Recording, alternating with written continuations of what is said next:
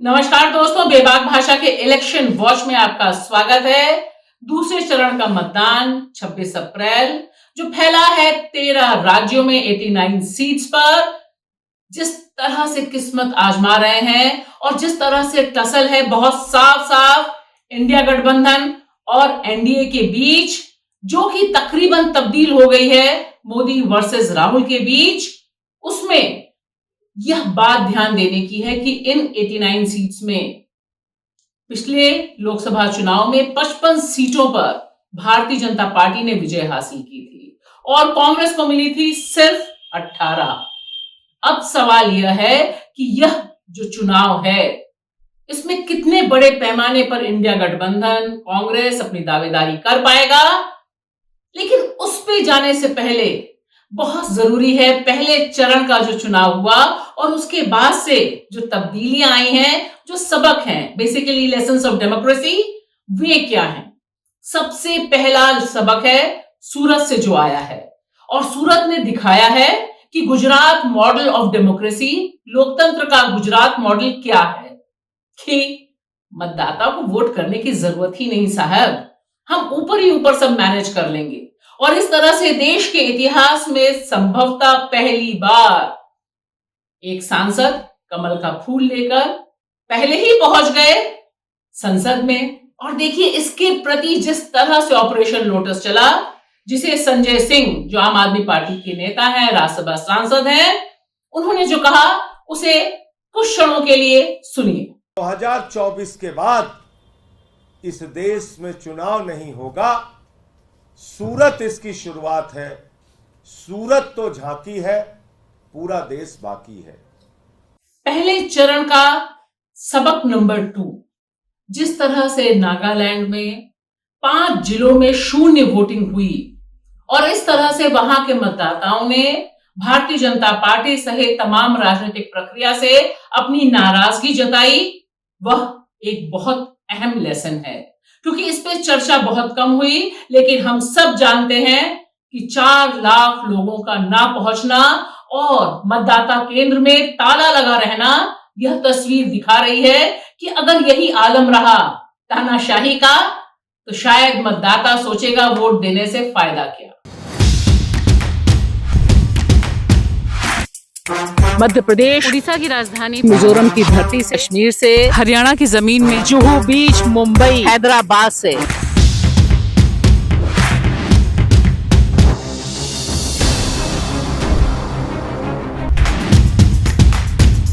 और तीसरा important lesson जिस पर चर्चा वैसे ही कम होनी है, यह त्रिपुरा से आई है।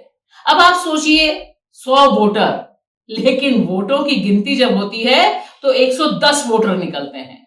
जी हां, त्रिपुरा में हुआ यही, 110% मतदान रिकॉर्ड किया गया और इससे एक बार फिर जो आशंका जताई जा रही थी ईवीएम प्रक्रिया पे, उसकी पुष्टि होती है कि गड़बड़ी धांधली इतनी ज्यादा हो जाती है कि वोटों की हेराफेरी में हेराफेरी करने वाले अधिकारी भूल ही जाते हैं कि 100% मतदान कराना है, वे करवा देते हैं। अरे शहंशाह को खुश करना है, वोट डालते जाओ। ये जो संकेत है यह बहुत खतरनाक है और यह त्रिपुरा से आया है। और चौथा सबक मणिपुर से, जी हां, जहां से 2 संसदीय सीटें हैं। और देखिए जिस तरह का तनाव, जिस तरह से वहां हिंसा हुई, जिस तरह से देश के इतिहास में एक ही कॉन्स्टिट्यूएंसी को 2 चरणों में बांटा गया। दूसरा चरण कल है जहां पे मतदान होगा।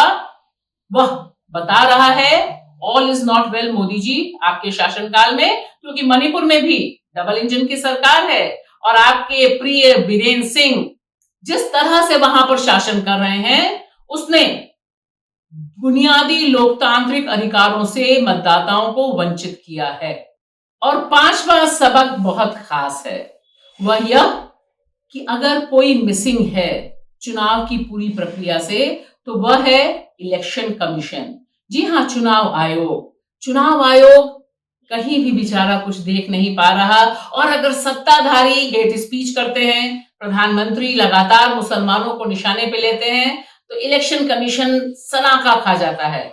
जागता तो है, लेकिन अंत में जब जागता है तब वह नोटिस देता है बीजेपी अध्यक्ष को और कांग्रेस अध्यक्ष को, दोनों को बराबर रखता है और कहता है कि आप फला तारीख तक जवाब दीजिए, तब हम कार्रवाई करेंगे। यानी मामला बहुत साफ है। लोकसभा में, चुनाव में, लोकतंत्र में now election commission is a missing identity.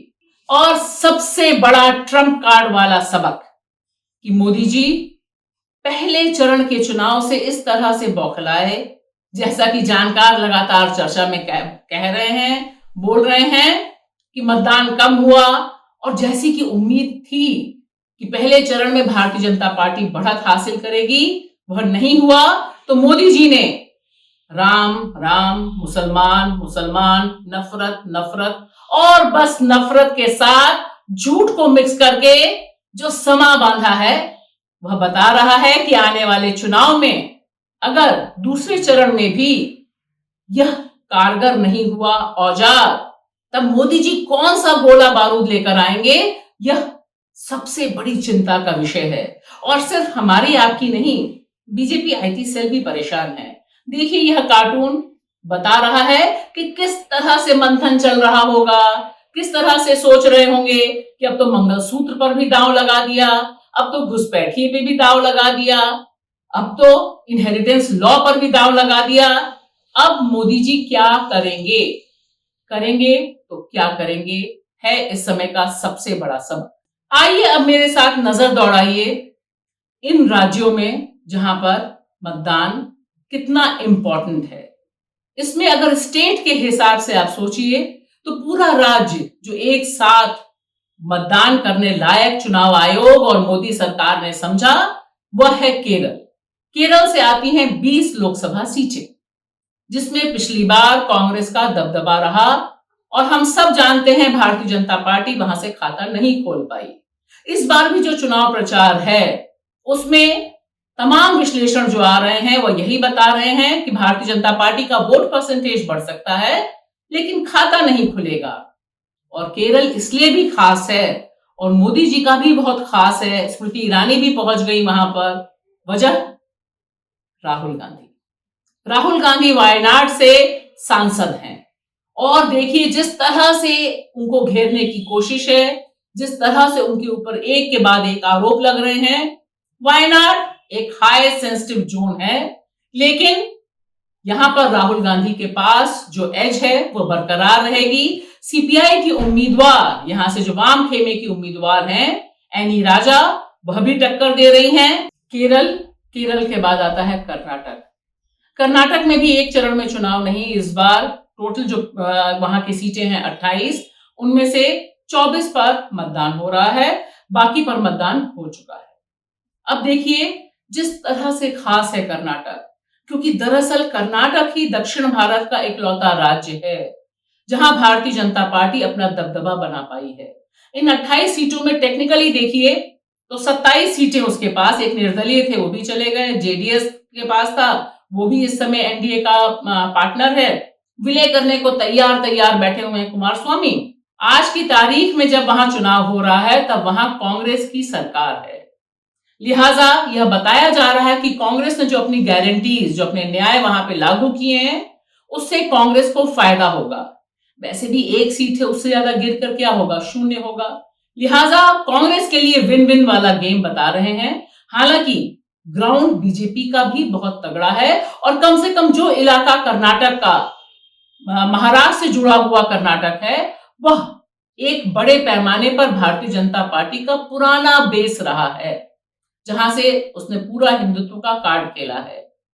लेकिन इस बार मोदी जी जितना भी कुछ कर लें, उन्हें 28 में से 27 सीटें तो नहीं मिल रही, यानी सीटें उनकी घटेंगी। अब एक नजर दौड़ानी बहुत जरूरी है। डबल इंजन की सरकार, राम के नाम पर दुहाई देने वाली सरकार, बुलडोजर सरकार, यानी उत्तर प्रदेश पर जहां योगी जी का शासन है, वहां पर 8 संसदीय क्षेत्रों में चुनाव है और पहले चरण में भी जिस तरह से चुनाव यहां हुआ उस तरह का रिजल्ट नहीं मिला जिससे बहुत बौखलाहट आई।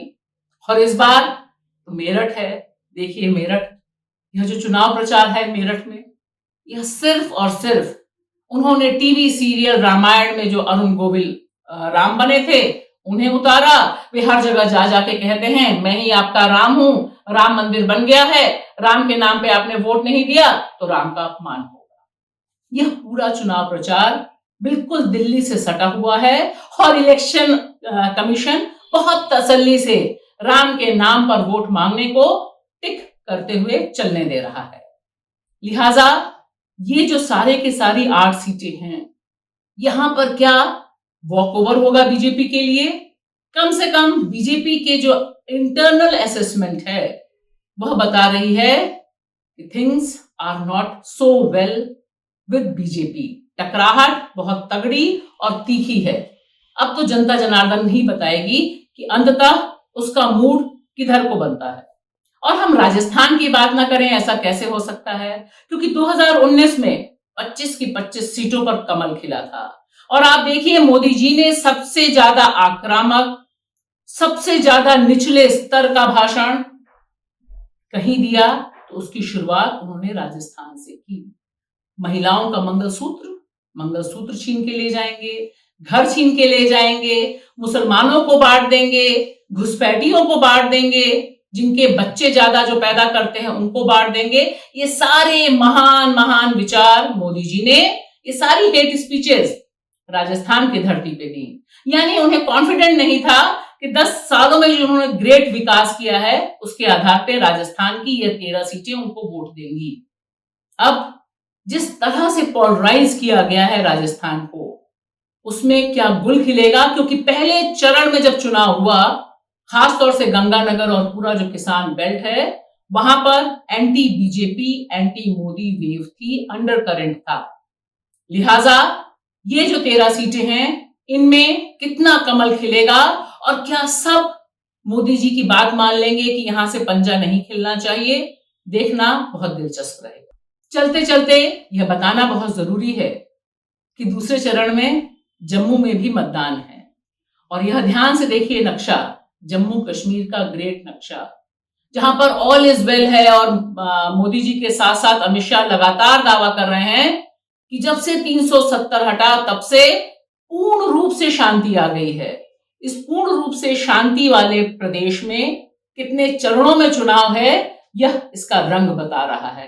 और इसमें देखिए लद्दाख में लगातार एक बड़ा आंदोलन चल रहा है, जिसे लीड कर रहे हैं क्लाइमेट एक्टिविस्ट सोनम वांगचुक, बहुत बुनियादी मांग को लेकर। और शायद इस मांग का ही इतना असर पड़ा है कि भारतीय जनता पार्टी ने अपने एमपी का टिकट काट दिया है और उसने बकायदा माफी भी मांगी है कि जिस तरह का हिसाब है उसमें अब मुझे इनके साथ एसोसिएट नहीं होना है। यह चुनाव बहुत दिलचस्प है और निश्चित तौर पर लोकतंत्र की यह जो कसौटी कसी जा रही है कि नफरत चलेगी या फिर बुनियादी मुद्दों पर वोट मांगने का अधिकार चलेगा, इसका दूसरा टेस्ट केस है। आइए निगाह बनाए रखिए मेरे साथ बेबाक भाषा में, ताकि सच और लोकतंत्र दोनों को जिंदा रखने की कोशिश हम आपके साथ मिलकर कर सकें। शुक्रिया।